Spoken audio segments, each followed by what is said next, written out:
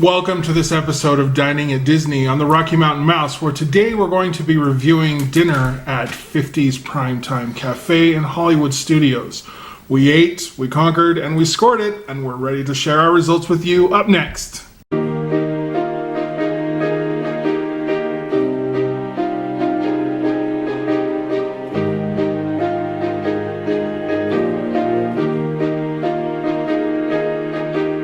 Hello, I'm Ray, and I'm here with my fellow contributors on the Rocky Mountain Mouse, Jeff,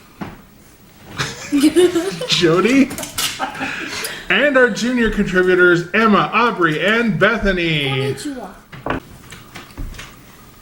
And that moment was brought to you by Goofy's Candy Company. All right, today we are going to be reviewing the 50's Primetime Cafe located in Hollywood Studios. This is, according to Disney's website, this is classic American comfort food, 50's kitsch, and a good old-fashioned family gathering. Take you back to a bygone era. And I think that's pretty accurate. So this is stop number 3 on our Crap Fest 2018. If you need to know what Crap Fest is and you haven't seen it yet, go back to the Whispering Canyon Cafe review and we'll explain to you what that is. But this is number 3 for us. So that being said, we're going to jump right in to the food presentation score. Our overall score was 5. Ouch! Anyone want to comment on why this is at a 5? So here's my question. Because it's supposed to be your aunt's, your uncle's, whoever's house, is it supposed to have a great look to the food or just kind of slop on the plate? Well, I mean, I think your point's well taken, because to be honest with you, I think you can make the argument that there's some intentionality behind that. I mean, look, so I got the thingy with the thingies, and it had the meatloaf on it, and it had like the ketchup kind of. Man, that's so bad. That's not good, but I think it was intentional. So I think, to your point, you could make that question or that argument. If what you're saying is true, then I think they only got halfway to it. And that's why it felt so disappointing. Because honestly, if you were going to go the full route, this would be a family-style served restaurant where it came out to you on plates and you either served yourself or your aunt came and put it on your plate for you. And so there would be an excuse as to why it looked so bad on the plate versus, because really, I've eaten at my aunt's house before and it looked not bad. Okay, well, but in defense, no, I guess this really isn't in defense, but I thought there was one plate that looked good. And it was Ray's swordfish. I think that looked good. The rest of them, it's like, it just depends on if you want to give them credit for the intentionality or not. I think, to your point, you could go more all out, but I think it just leaves a question mark. Was that intentional or was it not? And then you've got a problem. Yeah. Yeah, if you don't know, that's if you a don't problem. know, we've got a problem. And I will tell you, I looked at those Caesar salads, and I just thought that's worse than what you do at home when no one's looking. I think the Caesar salads really killed the whole thing, though, because the rest of it, I think you could get by saying, okay, they're being clever, but those Caesar salads might be the most disgusting looking thing I've seen in some time, even from cheap restaurants. That was when Wendy's gives you a better looking Caesar salad that's been thrown into a plastic container, you've got a problem. It just looked like they were in a hurry and didn't really care. Yeah. And didn't want you to come back. Mm-hmm. So wow. I'm guessing Emma was the one that scored the 3. Wow. I didn't know she was a truth machine. No, that's awesome. Wow. No, it needs to be said. So that's why it could very well be the lowest presentation score of all our restaurants. So let's move on to the quality and the flavor of the entree. So for quality and flavor, we gave it a 4. So let's talk about the food that we actually ate. A sampling of Mom's favorite recipes. Golden fried chicken, fork tender pot roast, and traditional meatloaf with all the fixings. I ordered that. And let me just tell you, I actually thought the golden fried chicken was quite good. Very tender and juicy, actually. That was a thumbs up in my mind. The pot roast was decent. And the rest was average, below average fare. I did not try your plate. I wasn't interested. They lost the visuals, apparently. I was busy with my plate. Anybody else give his a try? I did try. I tried his meatloaf, and I think I tried your pot roast. But it was just average. It wasn't anything amazing. I tried the mashed potatoes and gravy. Was it good? Yeah, it was. Good. But I forgot about. I have to comment on this. The presentation on that. I don't care if that's intentional. You don't do that with mashed potatoes. I mean, it was like this ice cream scoop dumped on, and then the gravy looked like it had been sitting there for too long, and it was no longer liquid, like it was painted on. I'm glad you liked it, but I tried a little bit of the mashed potatoes, and my dish was so bad it tasted really good. So I was okay with the mashed potatoes. So Jeff, why don't you lead us into the Caesar salads? Caesar salad with chicken, romaine lettuce, tossed with Caesar dressing, grated Parmesan, and garlic croutons. It sounds so good. Croutons or crouton? What I said previously, I have nothing more to say. It was disgusting, and I would not recommend that. I would not go back there and try to get it again. It was really gross. I have to say categorically, I didn't try it, but those salads look like the reasons why I hate salad dressing. Joe, did you try the Caesar salads? No, I looked at it, and actually my kids both really like Caesar salad, and so I was surprised that both of them not even bite. Yeah, I wasn't interested either. The plates looked disappointing, and then I could see the looks on everybody's faces that ordered those salads that we did not hit the ball at all. It just went straight over the plate. Sustainable Verlasso, I hope I said that right, salmon, market price. A seasonal alternative with all the fixings. You can't go into a restaurant like this and have great expectations after going to Tony's. So when I saw it, I was excited. It wasn't anything amazing. The plating of it wasn't spectacular, and it tasted fine. A little dry, but very forgettable. And so. But while you were eating, you actually thought your salmon was good, but it ended poorly. Just because the edge, it was really dry. Okay. And who doesn't like salmon? I mean, salmon's great, right? I'm the only one that does. I like salmon. Okay, good. Salmon. Okay, and then we had a 50's Primetime Cafe Blue Plate special market price. Healthy. Seasonal alternative with all the fixings. Yeah, you know, any food is healthy if it's so bad you don't eat it. I'm just... That's for that. I'm just kidding. It wasn't that bad. But it was, I got the swordfish. I've never had swordfish before. And so as we went through these restaurants, I wanted to try things that either I've never tried before or hesitate to try generally. I went for the swordfish. And it really was like somebody took a can of tuna fish that had like no flavor in it and had squeezed every ounce of moisture out of it and then plopped it in the middle of the plate and then threw some sauce around it. I was really hoping that one of the other restaurants down in Disney World had swordfish so that I could discover whether I just hated swordfish or if it was really just that bad. Because I'd watched a food vlog or a vlog from the Disney Cruise Line where somebody tried swordfish for the first time and he raved over it. Maybe I have to get on a Disney cruise to rediscover my swordfish. The swordfish was bad. And it was dry. I will say this, Ray's plate looked good. I mean, yeah, it was well presented. It was well presented. I was excited to try it. It's never good when you kind of visualize what happened and you just use the word plopped in describing a plate. So that's probably fair, though. That was bland stuff, man. I don't know where they found that. And in the description, the reason why I got it is it was swordfish and it had a pineapple in the sauce on the top. There was not a lick of pineapple on that dish. So let's move on to the desserts. Jeff, can you read to us what we ate. Let's start with Dad's favorite chocolate peanut butter layered cake. Oh, I liked it. At first I raved over it, but then like the more I thought about it, it was like pretty good.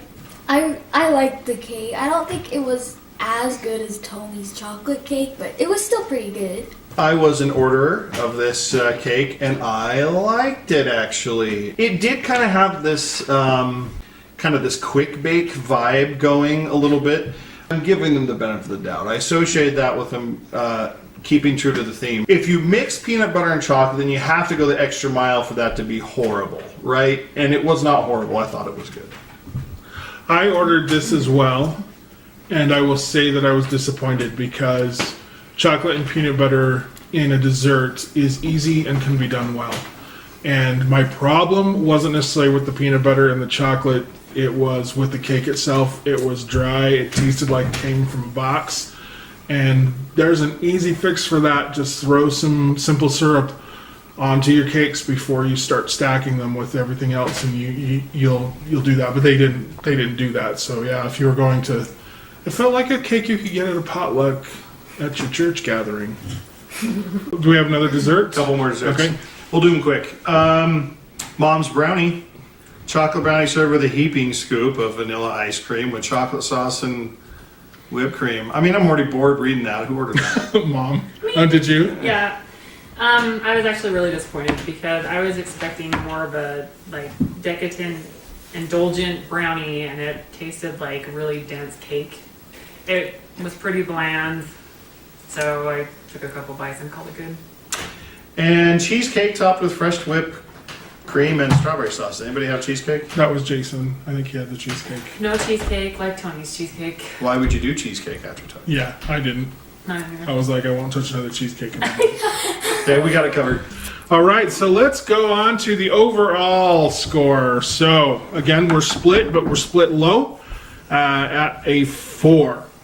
So I'm going to go ahead and lead by saying that 50's primetime food is what you would expect out of a hospital cafeteria. I feel like the presentation speaks to it, and I feel like the flavor of the food speaks to it. Because it's not to say that hospital cafeteria food is bad, it's just that it's mass produced and therefore has flavors that are consistently poor. and to Jeff's point with his mashed potatoes and gravy, you know, who scoops out mashed potatoes with an ice cream scoop? Cafeterias, schools do that. It's just, I think that just speaks to the overall experience of the food, and so that's how I would compare their food as going to eat at a hospital cafeteria. I'll just go ahead and say overall, I think I think that's what it's earned. I think that's fair. I agree with Ray. Totally. It's totally ideal for it to be coming out of something like a hospital. I think everyone kind of has the same opinion on it. So while we're talking about the overall food, Jody, Yeah. why is this one on our crap list? It's just, we've gone twice. The first time we had chicken and we all got food poisoning from it. We were so sick. So I was a little reticent to come back, and obviously that's why I chose the salmon. I stayed away from chicken, but Yeah, Jody and I had the chicken pot pie the first time we went, and we both got sick the next day. It was awful. And I knew it was chicken pot pie because anytime I thought about it, I I know. was not having good experience. So this one had a place to come up on my list. In fact, I thought it was going to be better than it was because I felt like I was hoping that the last time was just this weird fluke, that it was just a bad meal, and this kind of proved the second time around that it really wasn't. The food underwhelmed the first time, and nothing different. Okay. So, yeah. All right, ambience, atmosphere, theming. We all voted for a different. If there were 10 people, we would have had this covered 1 to 10. So I really wanted to like it because the first time we went, it had a different kind of mystique about it that the other restaurants, you could never find at the other restaurants for me. So I loved the environment. I didn't like the food, and this time I was hoping that it would be better, but we went in there and we had 10 of us. I don't even know how many, but we were crammed. Like, I was sitting on the side next to another table, so it was really crammed in there. The decorations are super cute. It looks very 50s. Herein though is where I think 50's Diner is a bit of a missed opportunity. Because as far as theming goes, that place is actually very immersive. Like what you're looking at, what you hear, and what you see. Also in terms of what the servers do. I mean, I do think it's actually pretty immersive. I think the problem is if the food doesn't complement that immersion, I think the theming actually just comes off pretty annoying. We're going to be honest. I would agree with you, and I think that after our conversation here at the table, it feels like the theming worked against them with the food. Because I was the only person, I just checked, and I was the only person that gave them the 10. And the reason why I gave them a 10 is because I decided to take the food completely out of the equation and look at it for what it was. So I tried to pretend like the food was fantastic. How would I feel about the theming? And I feel, even though this isn't my cup of tea, it is what they want it to be. You feel like you're in a house. You feel like you walk in the front door and it looks like the front kitchen of somewhere. The waiters and the waitresses are in character, and they tend to remain in character. We had a waiter next to us that was hilarious. He told one of the people at the table next time they were going to go to the bathroom, he was going to write them a fast pass. Yeah. So you have that kind of stuff, tomfoolery going on the whole time. So I gave this a 10 because I feel like for the experience that it is, if that's what you enjoy, you're going to get it in spades. I don't connect to the 50s. I'm not nostalgic about it. So it isn't me, but I give it a 10. When I went in, we sat, and there's like this table right up next to a TV, and I noticed there was a TV above us too, which was kind of fun. But on the TVs, they had like these really cool back in the day shows, like with Dick Van Dyke and people like that, and it was really fun to watch that kind of stuff. All right, let's go on to service. We were kind of mixed on this. We give her an overall score of 8. What do we think of our server? To me, this just speaks of the problem when your food underdelivers and doesn't garnish everything. Because I thought she was adequate and fine, really. I really felt positively about it, but it's hard to feel awesome about your service when it underdelivers, really. I thought she was nice. She had a good personality. When she first came to the table, she made Jeff set the table. So he had to do the silverware and the napkins, and that was kind of entertaining. But Which is cool, by the way. That's a fun thing. She also told us that we had to eat all our veggies before we could have could have our dessert. So I do have to say though, I got Brussels sprouts on my plate with my salmon, and I don't like Brussels sprouts, but they were really good. So I forgot about that, and she made me finish eating them. Which again, though, to me speaks of missed opportunity. I don't think all is lost for 50's prime time because the concept and the structure has a lot going for it, I think. But you can't swing and miss on the food like that. I appreciate the 50's theme, but you can't have that kind of mixed response and have a pull-off. That's 2 times now, 2 times in a row. So Yeah. It merited the Crap Fest designation. Yeah, I felt our service was decent. She wasn't as interactive as other servers were. I could hear the other ones going on and then comparing to the one that we had last time. So I just felt I think 8 is an adequate score for her. But if you could get a fast pass for a restroom, that might be a good thing. Then the last one is the value for the dining service credit. And this is, if you're on the dining plan, is it worth spending your credit there? Or essentially, would you tell someone, yeah, take your credit and go to this restaurant? And we came out with a 4, predominantly. We all were kind of in the same boat. So any further thoughts? Yeah, let me just say this. The 50's Primetime Cafe is an experience. There's no doubt about that. And the first time we went, I was more inclined to try it again because of that experience. But once the experience became normalized, it really makes the food pop, and that brings it down. So look, if there's anyone that can do anything about this, it might be worth doing. Maybe we heard Tony's maybe kind of tinkering with their menu a little bit. This isn't beyond saving, but if you've never done this before as a family, it's a good experience. If you've done it before again, I wouldn't go again. Yeah, I would say if you don't have any other place to go, try it out for the first time. I don't think I'll be going back. It's not on.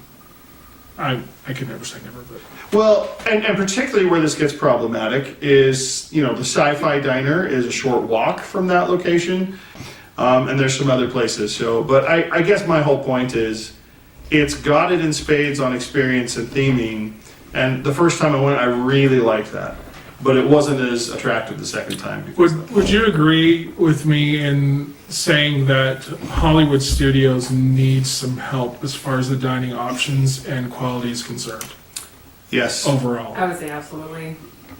Compared to all the other parks, I think this one falls extremely short. So you've got 50's Diner, Sci-Fi Diner, and then you've got the Hollywood Brown Derby, Brown Derby. and you've got the Hollywood and Vine. Oh. No, I never buffet. That wasn't very good. Hollywood and Vine was not favorable the first time we went.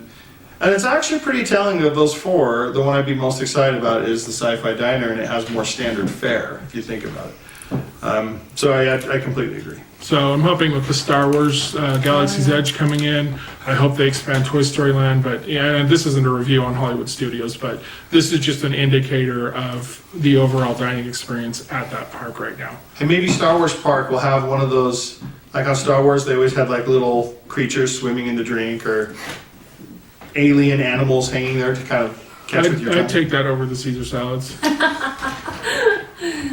All right, so we scored them. You've seen all the scores in the individual categories. Overall food gets the highest rank at 35% with the dining point value and entree at 15%. Dessert, service, and theming at 10%, and the presentation of the food at 5%.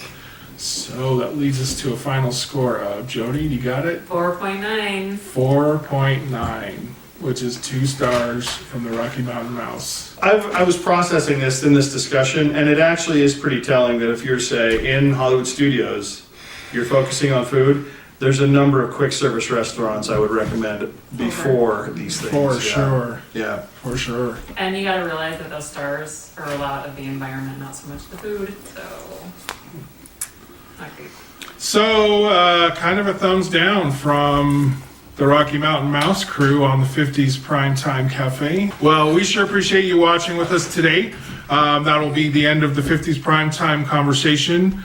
Please join us for our next episode, which will be Yak and Yeti, I believe. And then that's our next stop on the Crap Fest 2018. Have a great day.